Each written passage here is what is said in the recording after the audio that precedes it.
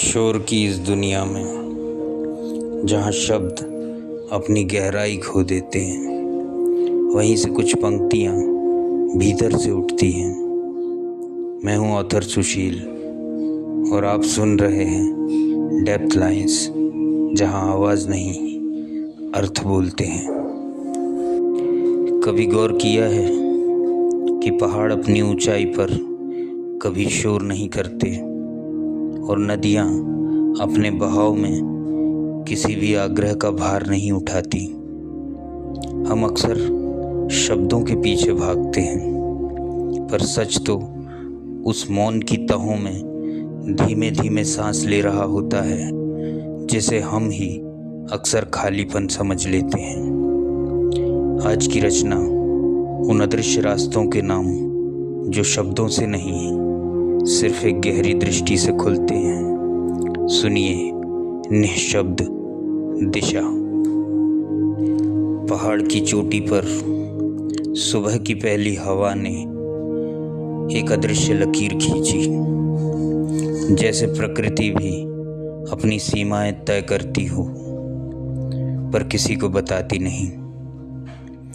घाटी के पार धूप ने धीरे से एक पत्थर की पीठ सहलाई, मानो समय ने अपने सबसे पुराने सैनिक को अपना आशीर्वाद दे दिया हो।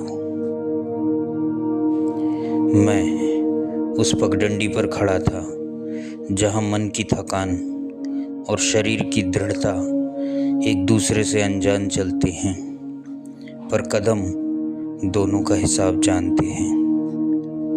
दूर एक चील गोल गोल चक्कर काट रही थी।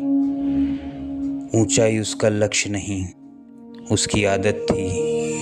लक्ष्य तो वह क्षण था जब हवा ने उसके पंखों में किसी अनकहे विश्वास की भाषा भरी। नदी किनारे एक पुरानी नाव की परछाई धीरे धीरे टूट रही थी, जैसे किसी अधूरे वादे का अंतिम भरोसा पानी में घुलता जाता हो।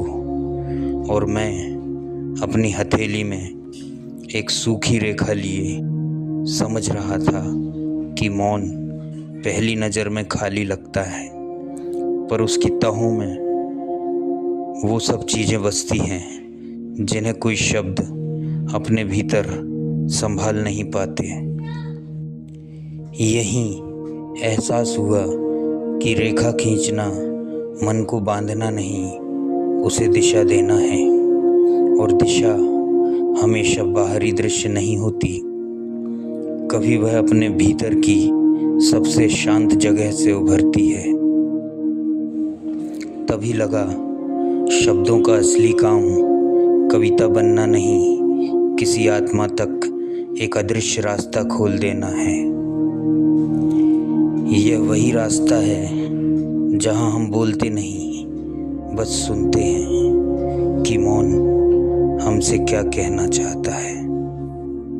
शायद ये पंक्तियाँ सिर्फ मेरी नहीं थी, आपके भीतर भी कहीं किसी कोने में दबी रह गई थी। यदि इन पंक्तियों ने आपके भीतर किसी छिपे हुए स्वर को छुआ है, तो इस यात्रा में साथ रहिए, अपना अनुभव साझा कीजिएगा और डेप्थ लाइंस को सब्सक्राइब कीजिए ताकि अगली गूंज आपसे दूर न जाए। मैं हूँ ऑथर सुशील, फिर मिलेंगे किसी और गहराई में। शुक्रिया।